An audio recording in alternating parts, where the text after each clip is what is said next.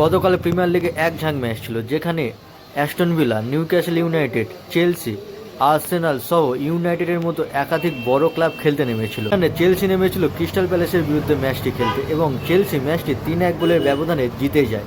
Aston villa versus Newcastle United, এই ম্যাচটি আমরা ভেবেছিলাম একটা জমজমাট ম্যাচ হতে চলেছে, কিন্তু ম্যাচটি অ্যাস্টন ভিলা একতরফা 2-0 ব্যবধানে জিতে যায়। ব্রেন্টফোর্ড ভার্সেস নটিংহ্যাম ফরেস্ট, এই ম্যাচটি নটিংহ্যাম ফরেস্ট 2-0 ব্যবধানে জিতে যায়। আর্সেনাল ভার্সেস ম্যানচেস্টার ইউনাইটেড, গতকালকের প্রিমিয়ার লিগের সবথেকে বড় হাই ভোল্টেজ ম্যাচ ছিল এটা, এবং অনেকেই ভেবেছিল ম্যাচটি আর্সেনাল জিতে যাবে, কিন্তু বর্তমানে মাইকেল ক্যারিকের অধীনে ম্যানচেস্টার ইউনাইটেড খুব ভালো ফুটবল খেলছে এবং তারা ম্যাচের পর ম্যাচ জিততেই চলেছে।